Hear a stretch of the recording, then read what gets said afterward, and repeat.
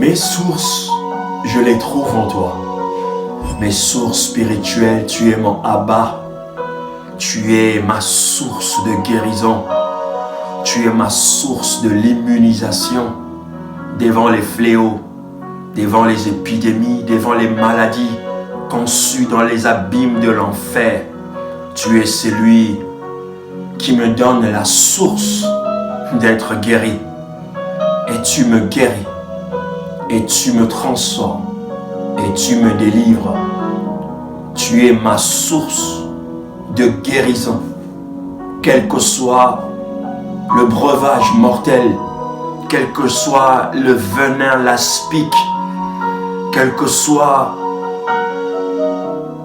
le virus, quelle que soit l'épidémie, la pandémie, quelle que soit la férocité des fléaux qui frappent dans la nuit, ou les flèches qui volent dans le jour, tu es la source de ma guérison. Tu es la source de la purification de tout mon être. Tout virus qui entre dans mon corps mourra instantanément. Mon corps n'est pas un lieu d'incubation et d'expérimentation des microbes et de virus. Mon corps est le temple du Saint-Esprit. Il refuse d'être soumis aux lois naturelles. Il vivra pour porter la gloire de Dieu sur la terre. Je ne serai atteint d'aucune maladie. Aucun fléau qui ne s'abattra sur cette terre ne pourra m'atteindre. Je suis immunisé. Je suis protégé parce que tu es ma source, la source de ma guérison. Par tes meurtrissures, je suis guéri. Tu es la source de ma provision surnaturelle. Tu es la source de ma provision financière. Comme tu l'as été avec Abraham et tu te révélais avec lui. Comme Jéhovah Jireh, l'Éternel qui pourvoit. Dans les temps sombres, dans les temps difficiles, où il manquera de l'eau, du pain, toi tu resteras ma source de vie, ma source de nourriture. Et lorsqu'il manquera du pain, tu seras mon pain de vie. Car il est écrit, l'homme ne vivra pas seulement de pain, mais de toute parole qui sort de la bouche de l'Éternel. Je vis parce que tu es ma source. Je vis parce que tu es ma source. Je n'essaye pas de survivre. Je vis parce que tu es ma source. Il est écrit, je suis venu afin que vous ayez la vie et la vie en abondance. Tu me donnes la vie en abondance. Dans ces temps de crise, dans ces moments de perturbation mondiale, tu es la source de ma paix. Tu es le prince de paix. Tu me donnes la paix non comme le monde le donne. Mais tu es celui qui fait germer dans mon cœur une paix sans faille. Je ne parle pas d'accalmie.